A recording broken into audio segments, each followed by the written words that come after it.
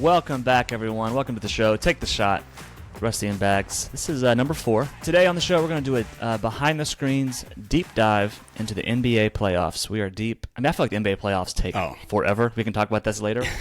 But we are in the conference finals. Yep. And we got a lot of good stuff to look at and talk about with how ESPN and TNT both differently and the same kind of broadcast the games. And some fun stuff to look at there. That'll be the bulk of the show today. And then also, our normal check-ins on life and golf and everything else that's going on in the world. Jeremy, how are you doing? I'm great. I cannot wait to tell the world about your golf game because I feel like there's I had a conversation last week. And we're leading. Like, this is what we're leading with. No, I'm just saying there's misconceptions about your golf game, which we'll talk about at the end of the show. Let's just air that grievance right now. No, I'm saying let's save it. Let's save it. Come back later for that. Yeah, we'll come back later, but I can't wait. Shots fired. Yeah.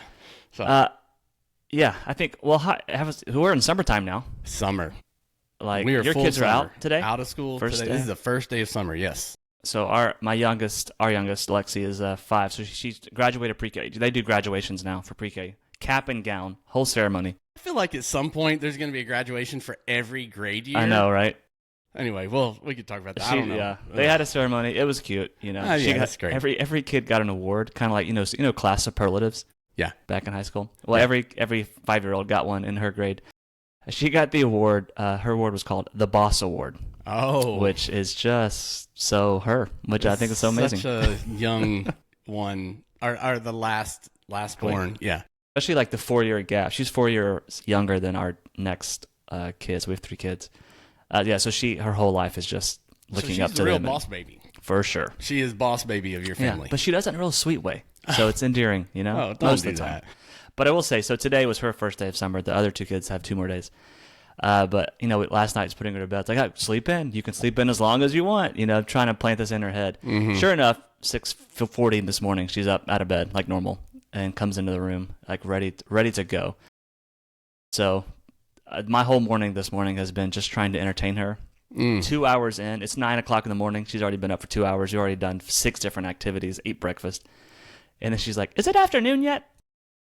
No, I do not miss that life. You got to go find something to do. I do not, man. I had to wake my middle schoolers up, so I now have a 9th grader and 7th grader. Yikes. And at 9 a.m. this morning, they're still sleeping. So it's we'll see. By probably middle of the summer, it'll be 11 a.m. and I have to wake them up. So I can't wait for that life. They're living their best life. Yeah. It's a good life, but it's crazy to think about having a 9th grader this August. So wild. Yeah.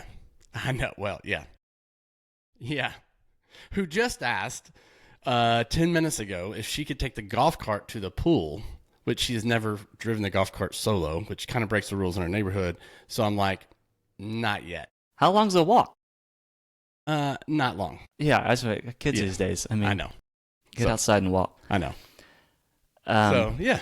I sound so old. Kid these days. I know. Whatever. We are old, man. Yeah, well, that's sorry, true. I am. Maybe not you. It depends on how you ask. That's true. All right, I wanted to shout out real quick, call back. Well, a couple things I want to call back from the last episode. We had a little bit of we talked about the EA Sports La Liga connection and how the soccer broadcast was looking like a video game. That post went kind of crazy online. It did. I was very, very surprised. Crazy for us. Yeah. To be honest, it is the world's most favorite or world's most popular sport. Yep. Yeah, the algorithm definitely boosted that one a lot. Got a lot of people who I don't think really understand what we do commenting on that post, which was kind of fun to kind of watch. But it struck a nerve with some people, which I think is kind of fun. Definitely. It's wild. I let my kids watch it, and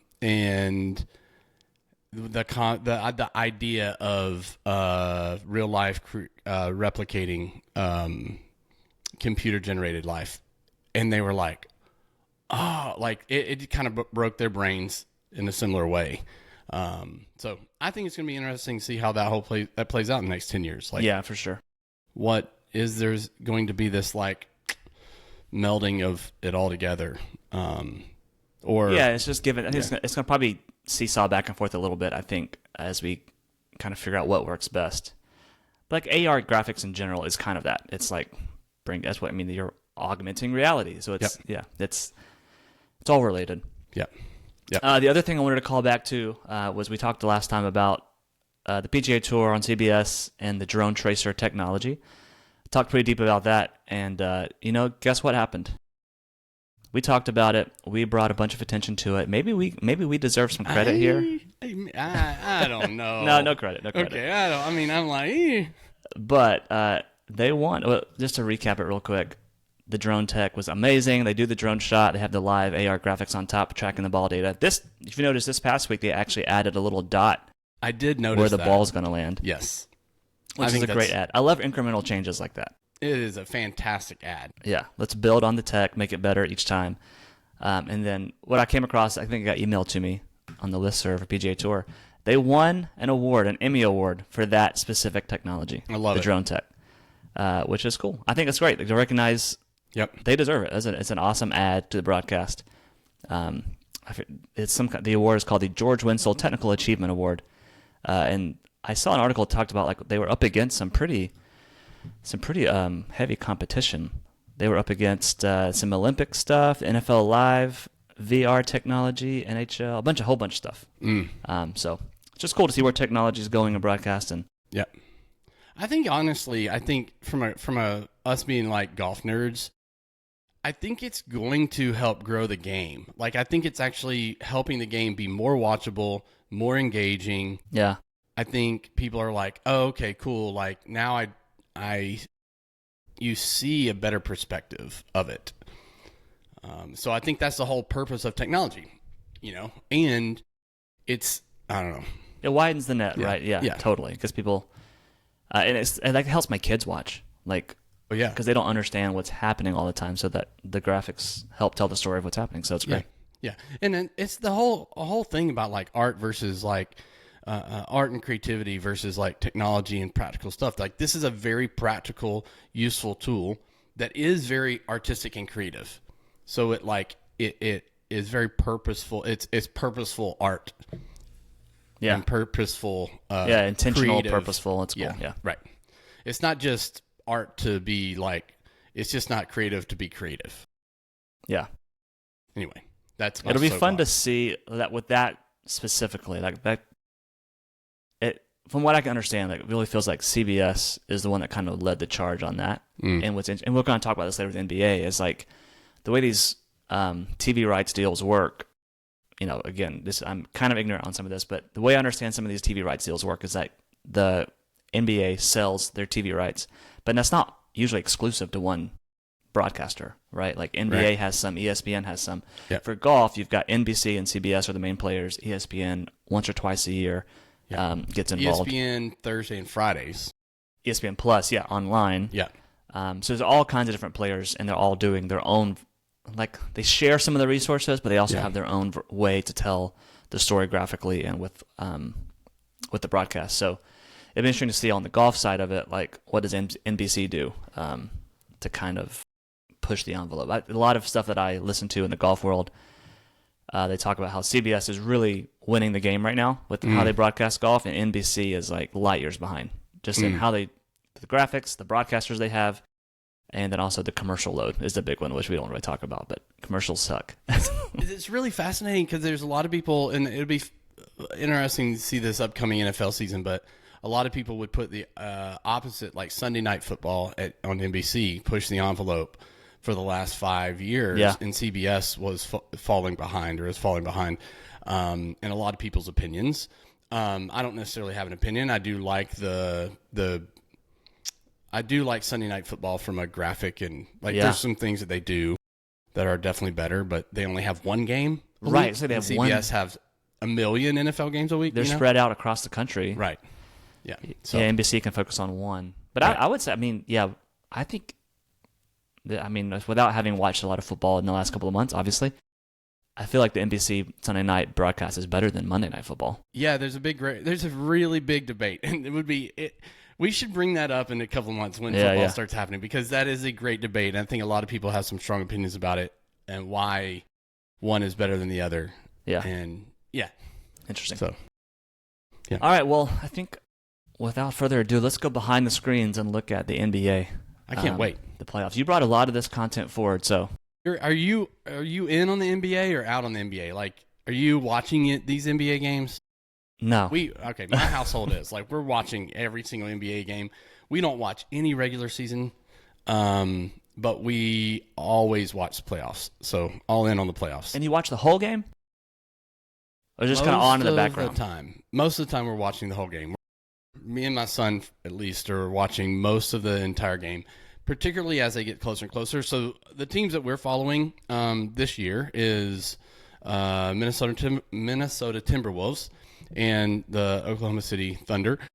So once the Hawks don't make the playoffs, we choose a team, and that's our team. So Timberwolves is our team because of Anthony Edwards being a Georgia Bulldog and probably the next greatest NBA player.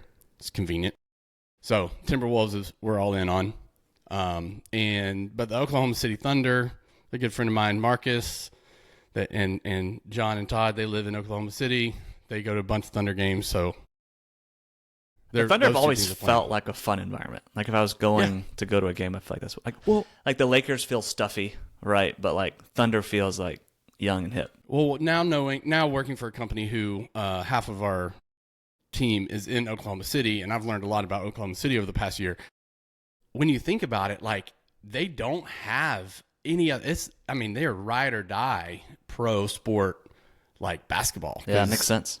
You got college football. Two big teams out there. Well, depending on who you ask.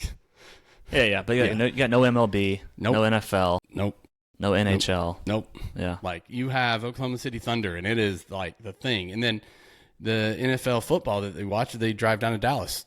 You see the Cowboys. Well, I even remember a few years back when we went to the PGA Championship in Tulsa.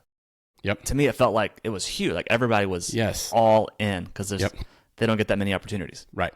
Yep. Yeah. Yep. So anyway, we're all in on the playoffs. It's just something we've always done. I'm not against it. I'm not out on the NBA. No. I think it's just it's not part of my daily rhythm. There's only so much I can consume, right? Especially with 3 younger kids. Yeah.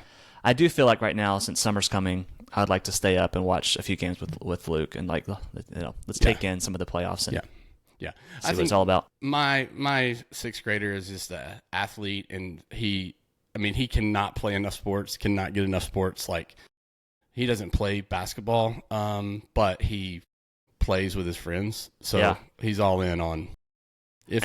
Luke has talked about lately wanting to try out for basketball. Yeah, and I don't have the heart. Well, I do have. I'm 5'8", right? Yeah. At my best. My wife is 4'10.5", if you ask her. So basketball is not really in our future. The genetics are against you here. So he's already the shortest kid in his class. I'm like, man, I don't really know if you want to go play basketball. You're just gonna get blocked in the face every time. But you never know. Spud Webb, man. Yeah, I know. The next Spud Webb. Maybe. I don't think so. All right, what do you want to start? Let's start. I was watching the game in real time, and I saw this Dolly shot, and I was thinking through the lens of being a video director in that moment, and I wanted to get your perspective in real time, like watching this happen. Okay. I think it's a Dolly. Well, we also got to decide what can. It may be a Dolly, maybe a gimbal. I'm not sure. Let me play it, and we'll try to describe it to our listeners online. Yeah. So there's a foul shot happening, free throw, and all of a sudden, boom. Let me pause it. Arm sleeve tattoo guy stands up on the front row and holds up a massive sign that blocks the shot. Yeah.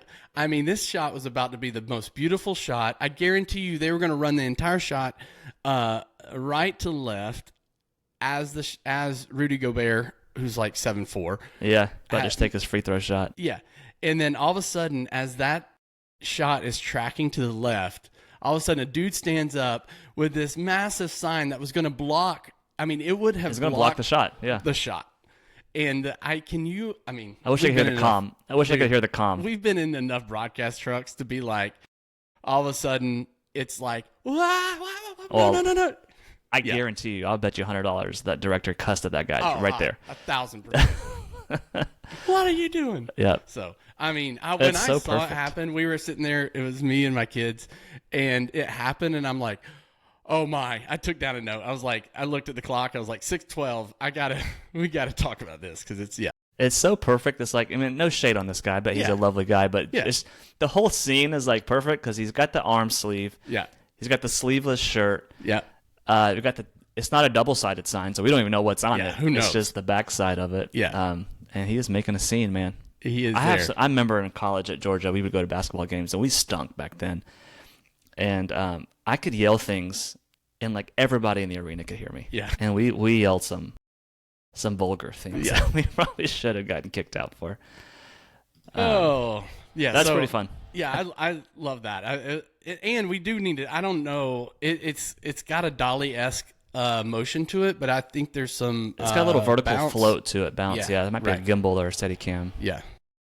So I think it's a gimbal. See how that pan gets kind of jerky right there? That's probably a gimbal. Yeah. Okay. I mean, to be honest, that was not what he was planning on doing, having to go back that other way. No, so the camera op sure. was definitely like. They saved it. He saved the shot. I mean, definitely saved it. Yeah. So he's like, the guy sits down too. Like I know. He puts the sign down. It's so wild. Only dude standing up right there. Yeah. I love it. Yeah. Yeah. So that's fun. And so I love that. I also wanted to talk a little bit about the graphics package and there's this AR graphic that really wowed me. So yeah. Yeah. You want to do the rest of this clip? Go ahead. This clip. So I do love the scoreboard at the bottom. It's super clean and simple. The colors are nice. Yep. So we've talked about the ESPN replay. We mentioned it last week, and here's the sample of it. Yep. So in this moment, look at this. Like, as soon as that clears, it's already playing in that window. Yeah. So this white, awesome. A graphic shows up as the NBA logo, as an animated NBA logo with a circle, and inside the circle, you've got the next clip. It dissolves inside that circle, and then the track mat wipes. Yeah. That's wild. Yeah. I mean, that looks so good. And so the replay happens. Now, out of the replay is my favorite part about this whole package. Okay. So we're just going to let it. Yeah, there it is. That's Boom. nice. That's nice. So, there's our gimbal guy. Oh, yeah, that's right. Well done. That's right.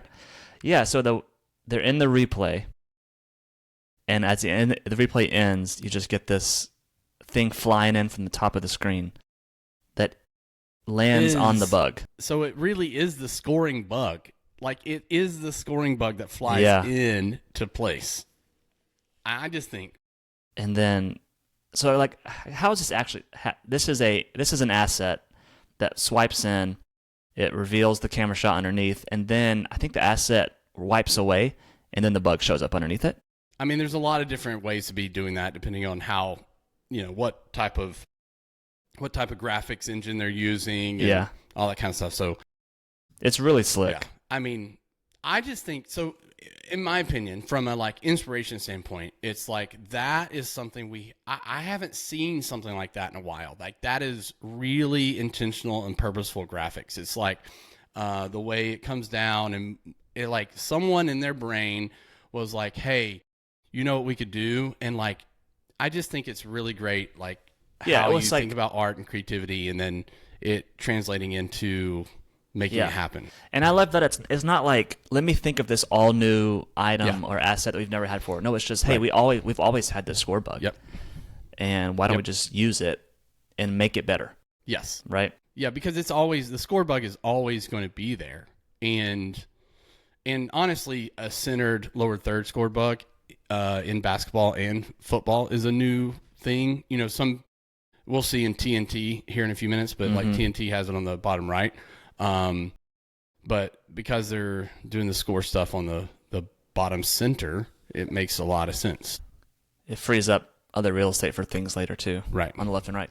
Yeah, that's awesome. I love everything about it. I also just like just movement in general. Like, talk a lot about camera shots that have movement. Yeah. It adds energy and interest. Yeah. And this is a graphic that adds energy because it has movement, and it just all plays together so well. Yeah. Tyler, our friend Tyler Hurth sent us that a couple weeks ago. It's like, you guys got to check this out. And Thanks for finding that, Jeremy. That's great. We might have to have Tyler on at some point to help us understand because there's how some this things, works. Because there's a sequence. There's a sequence of Yeah, things let's go that there happen. real quick. I mean, it like breaks my brain. In full disclosure, like I have never been in a broadcast truck for a basketball game. So I don't have. I've heard a lot of stories, but I don't have a full understanding of how it's executed. But Right. Well, let's get to that sequence in a second. Okay, But you were mentioning TNT. Yeah. Scorebug. There's a difference. Just the pretty standard in the bottom right. I don't know that anyone's like one's not right or wrong. Yeah. It's just a style choice, right? Yeah. It's you can see. I don't know. In my opinion, we were talking about pushing the envelope, like CBS and the golf, and you can see ESPN just looks like they're pushing the envelope in the style standpoint. This is a pretty stock standard thing. So I agree. Yeah. So I think if I play this will be that sequence you're talking about. Is this it? No, it's. Oh no, this is just no. Yeah, this is just showing TNT's graphics and how they kind of do it. Right. There's a sample like coming out of this replay. It's just a pretty simple full screen wipe. Yep. Nothing crazy about very, it. Very traditional, which is fine. Again, it's fine. It is fine, but it doesn't. I don't know. There's something about watching that wipe land as the Scorebug that is just pretty inspiring. Yeah. And the continuity of it, man. Yeah. It's just. Yeah. It doesn't take you away from it doesn't remove you from the action at all. It like feels cohesive. Yeah.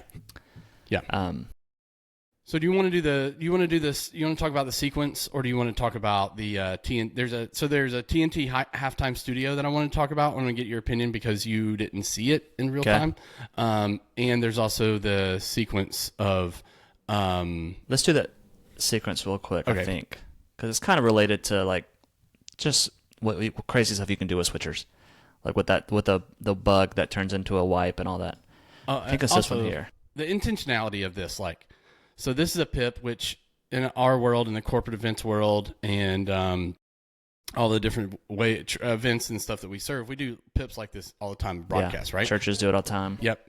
So I thought it was great. So they're rejoining. So this is coming out of a commercial. Yep. They're coming back. They've got the live outdoor camera shot of the arena, the city.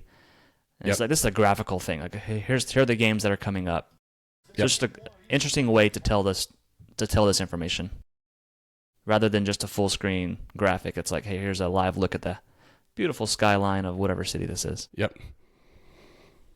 And then upcoming playoff schedule. And then they cut from this 2-box PIP look. Yep. Well, they wipe to that, which I think is beautiful.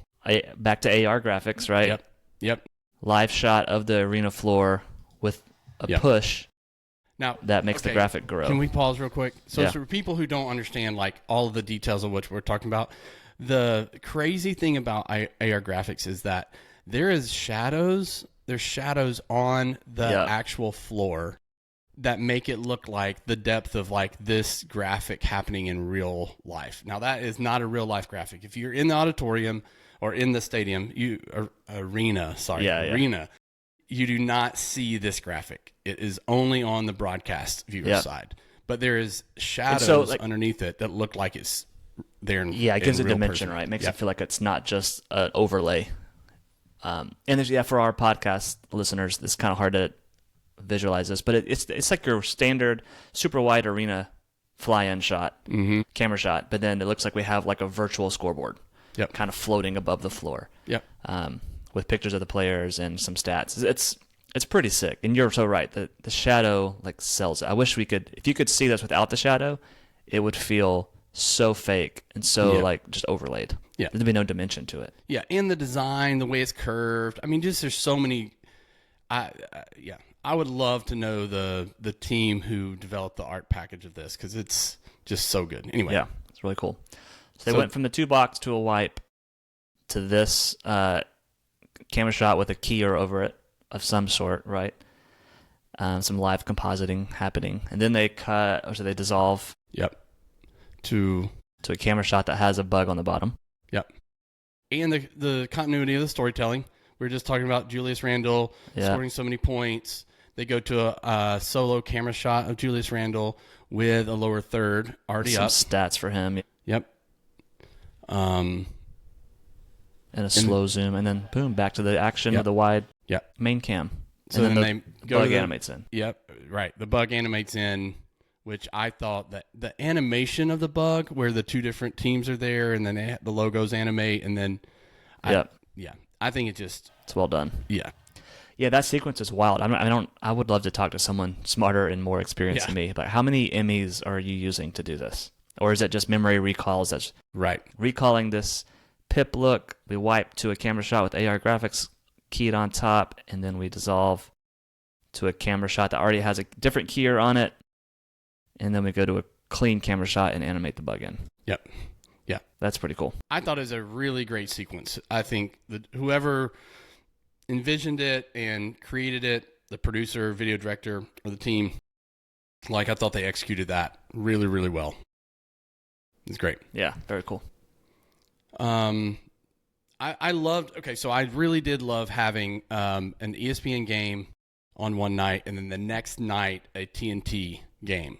So it really was we were able to see the two different brands and how they present a basketball game. So the halftime setup, the halftime show setup or studio setup for TNT was, right here. Why are you laughing? I've never seen 5 gigantic grown men squeezed into a tighter spot than this right here. Sardines. But TNT is they're known for they are the NBA show. Those guys. Right? These guys, Those guys. I mean, Ernie Johnson, Shaquille O'Neal, Charles Barkley, those guys are the show. I have a friend from high school. Her name's Doanne. She does this show. I don't know what she does, but I see her posting all the time. She's 4'9", and she posts pictures with Shaq. It's pretty wild. So what's wild about this is that you have Shaquille O'Neal and Charles Barkley on the left and right of the screen. Pretty big humans. Big humans. Now, we've learned about lensing is that on the edges of a wide-angle lens like this, what does it do, Rusty? Yeah, you warp the light. That's how you fit the light into the camera sensors. It warps it. And so when you get on the edges of a wide-angle lens, it exaggerates the size of things. Right. Yeah. So it's so an already big Shaq looks very wide-shouldered right now. Yeah, I don't know if Shaq is actually double the size of Ernie Johnson Jr. Right. Which I don't. He isn't. Ernie's not a small guy. He's not a small guy. He's thin, but he's a tall guy. But if you look at this shot, Ernie is half the size. Yeah, that's hilarious. So, and the other part about this that stood out to me was it's just I'm not trying to poo-poo on TNT. I'm not. I think, and I could see how the setup was challenging. I think seeing the roof of the arena is interesting. It's not great. The Jumbotron center scoreboard thing is half in the lower half of the shot. Well, it's if you take those 5 guys out of this shot, it's a bad shot. It's not an interesting composition or framing. But I will say, having had to design camera systems and plots for arenas, for concerts or conferences or whatever, arenas are not built for this. Yeah, that's very true. There's nowhere, there's not a lot of good spots to put a camera that has a good shot. There's some of the newer stadiums that are being built, Mercedes-Benz in Atlanta, they have these awesome perches that I feel like architects were kind of told, hey, let's design a few spots where we can put our halftime show. Yeah. And they just have, obviously a stadium has way more space than an arena. But you're right, this looks like... I mean, to be honest, it looks they're in a closet. I would have done. It's I just... It could be green screen. It looks like that almost, too. It's just a generic background behind them. It's not a green screen, but I yes. Know, it's just wild that is the scenario. And I think it's just for, us to talk about. It's helping understand behind the screens. It's hey, there's a lot of challenges to this. I guarantee you the producers and video director, the DP, were not happy about it. They're not happy. Not proud of it. I mean, how many times, Rusty, have you taken a shot that you're that's the only thing we have, but you're cringing the entire time? You have no other options, so you just got to stick with it. And you're oh, God, take camera 3. Okay, cool. I mean, in fairness to TNT, didn't they just lose the contract? So they did. So, yes. Why try hard now? Yeah. So they lost the contract, but there's some things about what ESPN is doing that the Inside the NBA show, which is mainly some of these guys, will be part of the NBA broadcast on ESPN. That's good. In the future. So you got to keep them involved. They're so great. I don't even watch basketball, but they're hilarious, and entertaining. Yeah. They have made basketball broadcasts. I mean, I just think there's no one else better than them. So sorry, Kenny is the other guy. Forgot about Kenny. And Draymond Green is a player. He's center screen there. He plays for that suit is fresh. The Lakers. Yeah. So and that's a graphics package that's very just stock standard graphics package. Yeah. It is what it is, but very different than some of the stuff we saw on ESPN. So we don't know anything. We're just kind of highlighting the things that we don't know, like what's happened behind the scenes or anything. And again, no shade. No, it's just a different approach, right? Yeah, showing the differences. This graphic is up for 30 seconds almost, 25 seconds, and there's no again, you're making a choice. Like, should we go full screen graphic or should we let's go to some pip look where we can see camera shots of our host talking while also showing the informative content graphics. So I just thought I was like, this is kind of cool to watch two different sports brands do two different broadcasts, back-to-back nights. So did ESPN have a halftime show? Yes, they did, and it was back in the studio. Courtside. They did a courtside, and I forgot we should have looked for that, but maybe the next time I'll keep an eye out. Yeah. We've got a lot more playoffs to happen. So many more basketball games. Right. So do they really need a day off between each game? I don't know. Yeah, I know. So I think it ends mid-June. I think we got till mid-June or so is when the finals, like Game 6 and 7 of the finals happen. So, yeah. I think you had one more, if I'm not mistaken. Was it this AR? Yeah. Oh, yeah. I forgot about that one. So this is an AR. I love that one. It's like I don't know what to call this. It's so crazy. What's wild what stood out to me was this is on describe ESPN. What it is real quick for our yeah. So it is a rendering of the basketball court. So from half court to the goal. And what is happening is you see, so this is SGA who just won MVP for this year. So you see him running like his real motion and shooting in all of these different areas. And basically they're highlighting how many missed shots, which sucks for him. Yeah. How many missed shots he had in the first half. And it's like his real shot motion. It's not fake. It's like everything looks different. It's AI generated almost like animations of his body every shot he took. Yes. It's almost like, because the old school version of this was just a static shot of like X's and O's, or check marks, or a very mechanical person like shooting, and then everything was like, or a replay montage package. So you would like put all the camera shots up. Right. So this is like he's it's every position on the court that he shot from and missed, and it's him moving and taking the shot. Like. That I thought when it played, I was like, man, this might be one of the most impressive. And those are his actual moves for each shot, which is impressive. I thought it's like my mind's like, how? Obviously, we have camera shots of each one of the moments.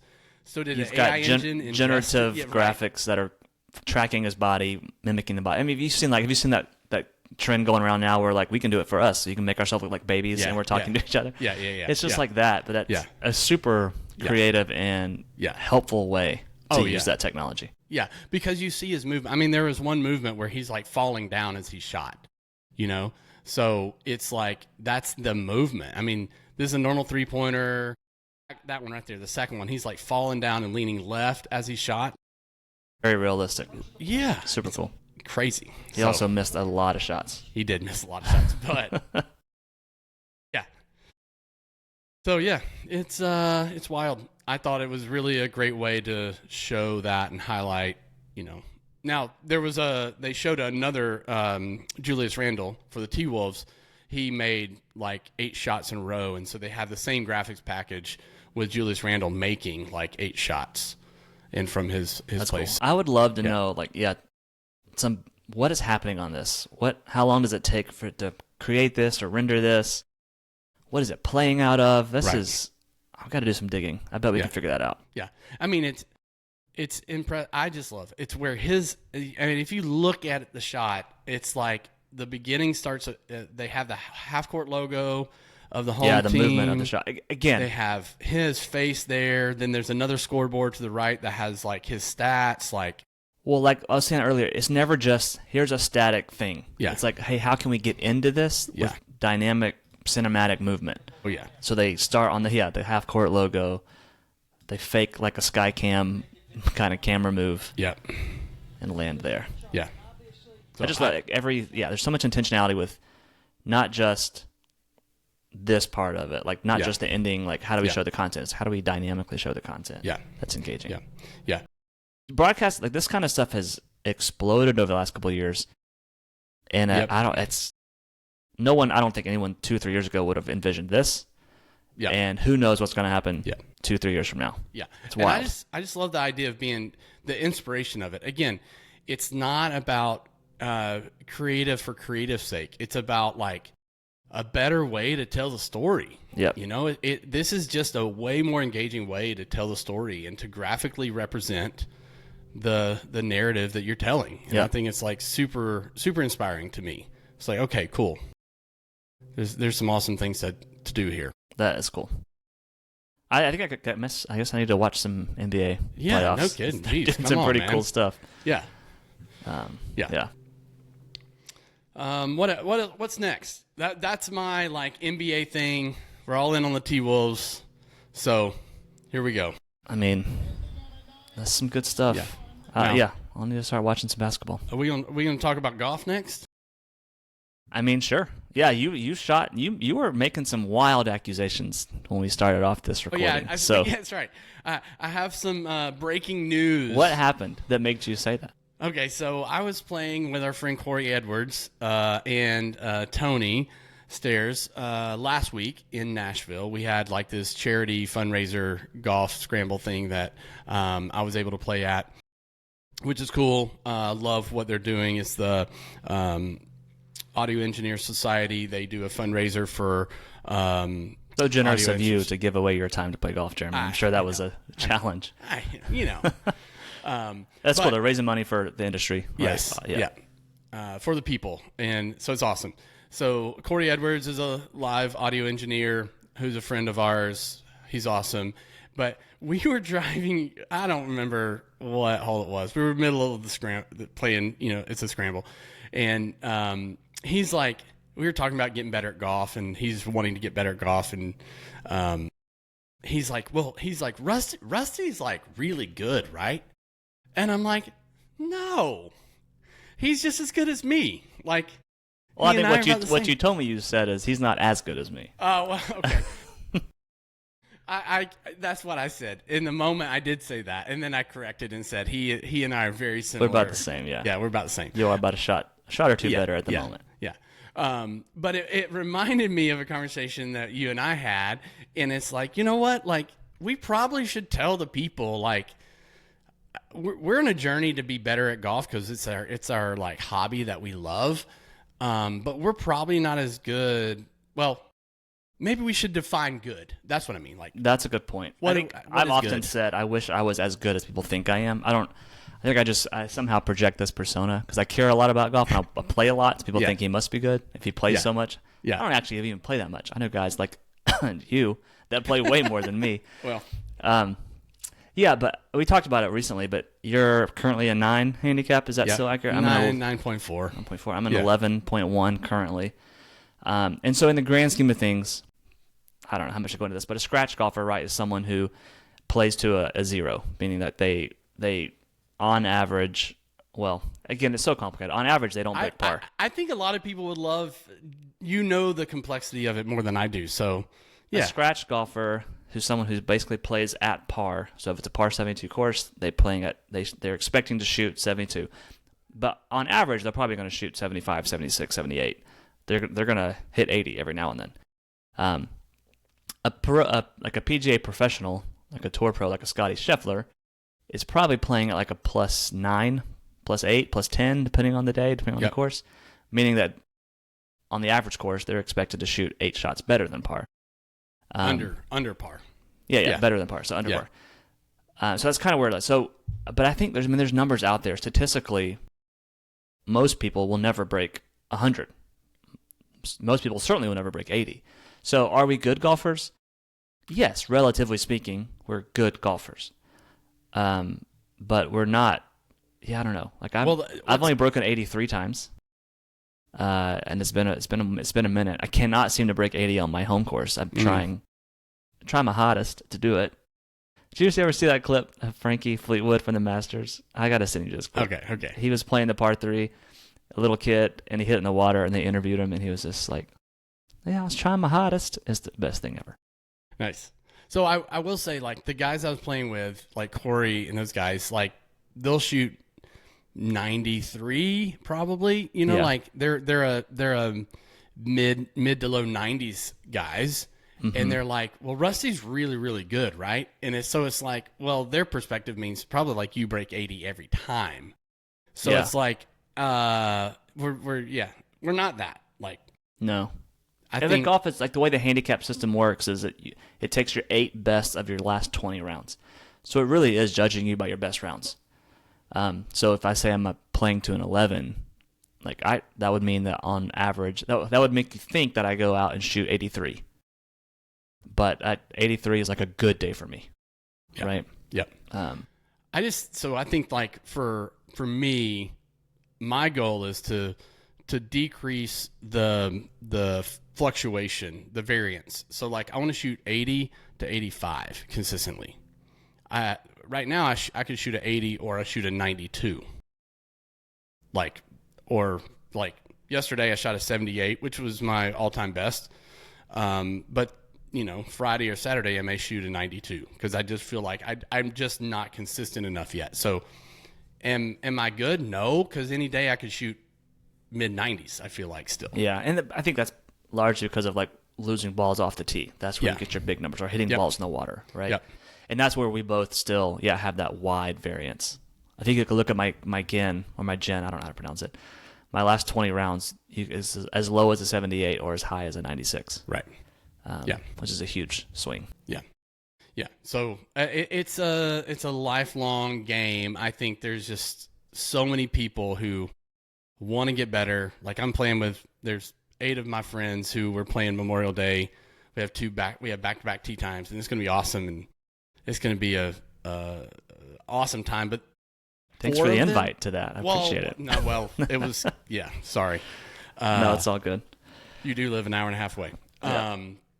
But I mean, 4 of them's going to shoot. They'll shoot in the hundreds, you know. But they're like all in on golf, like love golf. So it is. That's the reason why it's a really fun game. But yeah, and that's what's great about the handicap system is I can go play with someone who shoots 100, but we can handicap it, right? So that we can have a competitive match, right? And some people hate that, which I get. Like the handicap is not telling if you play a golf match and people give you strokes. Yeah, you're not playing to like see who's the better golfer. Right. You're just playing to be competitive. Yeah. And that's what's fun is like the last time you and I played, I got 2 shots. Yeah. So I got a free shot, basically like a shot on the hardest hole on the front and on the back 9. Yeah. Meaning like on that hole, if I got a 5, then it counts as a 4. Yeah. And it helps us keep it competitive. And that match, I think we ended up shooting, like I think it went down to the end. I won. I think it was all square. Yep. And it was a tie. Yep. I ended up beating you. You beat me by 1 shot, like which gross score. Handicap I beat you by 1 shot net score. Yeah. Right.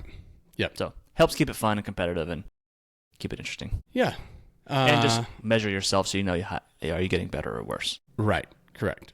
Yeah. At some point we should talk about the quota game stuff because of the group that I play here with the groups that I play with at my home course, we do a quota game, which we'll talk about in a different episode, but it takes in handicap and then it's a points-based game. So like my 78 yesterday, I still ended up 9th on the leaderboard because of the points quota, even though I shot my best round ever played. Yeah. So, but that score was probably like 3 shots better than your expected handicap score. I think so. Something like that. Yeah.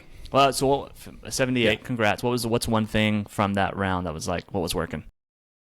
I hit my irons really well. Like there's a 200-yard par 3 that I hit a 6-iron, dead middle of the green, 2-putted for par. Like I made a lot of great. So you're saying ball striking is important.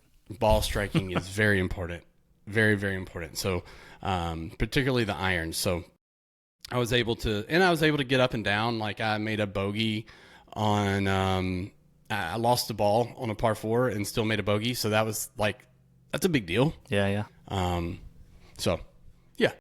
I'm kind of this is a tangent now, but you sent me a picture the other day. You bought a driver, and I'm interested to see how you hit it because I don't think you bought the right one. I will tell the people. Didn't. No, I probably didn't. I will never buy another major golf purchase without getting fit. Okay, that's fair. I will go get fit. Yeah.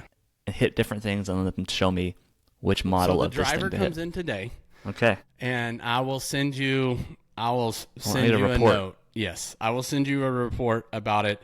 And I labored over the decision, but it was from used Callaway. It was a really good price. Yeah. So, and you can always resell it if it doesn't work well. But you bought the Triple Diamond. Yeah. Which I think has a smaller sweet spot. It does have a smaller sweet spot. I'm very aware of why it's probably not the right driver for me, but it had the right shaft and loft and I got it. So. It's like, I think you said you bought it because it's the lowest spinning driver. Yes, correct. Which, the more I dive into that, the more I'm like trying to understand. Like, spin is bad when it's side spin. Yep. But spin is good. You need spin to get the ball in the air. Like, that is what makes the ball go far. Like, not necessarily go farther, but helps the ball travel in the air, which helps you get distance. So, high ball speeds. So, low spin with high ball speed is the ticket. So if you're a low ball speed person, you actually need more spin. If you're low swing speed, yes, you need more spin. Yeah, because you're not able to generate the spin by your club contact. Yeah. So like Bryson's the one that's really helped me understand is like Bryson says like he hits the ball so hard that he needs absolutely low spin as he can get. Yeah, did you see his comments after the PGA? Yeah, he basically blames the gear. Yeah, he's like, I need to find a golf ball that doesn't move. Yeah, I need a straighter golf ball. Straighter golf ball. You need to not swing so hard so you can hit the ball straighter. Correct. Yeah, he's like, my ball just and up in the wind. You know, it's like, I mean, I love the guy to death. I love him. But that was the comment that I was like, I mean, just blaming the manufacturer, just hitting the piss out of the ball. So it's like, I don't know. Which also is kind of fun. Like we all blame the club. Yeah, and it's kind of funny that he still does. Yeah, I mean, he is doing things with his swing that it's remotely not humanly possible, you know? So, of course, he's going to be on the bleeding edge of how that technology interacts with how fast he's hitting the ball. Sure. I think it's just we have to like ask the question. Like there has to be a limit. Like we have to have consequences for swinging that hard. We can't just say I want to swing as hard as I can and you need to make a ball that goes straight no matter what. Like, no, that takes a skill out of the game. Like yeah. I have a golf trip coming up. I'm excited about. Okay. I have a work trip to Charlotte next weekend, and I've never taken any of the kids on a work trip with me, but Luke's 11, so he's gonna tag along, do 2 days of my work trip, and then we're gonna drive over to Pinehurst area and play a few rounds. I think it'll be fun. I think we're gonna play. Awesome. We're not gonna stay at Pinehurst, and so I learned that you can only play some of the Pinehurst courses. You can only play if you stay on property. So we're staying in Airbnb and just gonna play some of the other ones around there. But there's so many good courses. Several top 50 public courses in America are there. So we're going to try to play Mid Pines or Pine Needles, Southern Pines, some of those. We'll take some videos. Let's. I want to see some. Maybe we'll show some videos of you guys playing like on the show next time. Yeah. Luke has a much better swing than I do. His swing looks great. It's awesome. So it's definitely goals. That's great. All right. Well, I think that was fun. It was fun to dive into NBA. Yeah. And talk some golf and life. I think I always forget to say this at the front end because probably no one's listening at this point anymore. But hit subscribe, comment, follow us on social media, Take the Shot, and Take the Shot podcast. I should probably know what it is. Yep. But follow along and then send us. I love it when people send in stuff that they're seeing for us to talk about and to look into.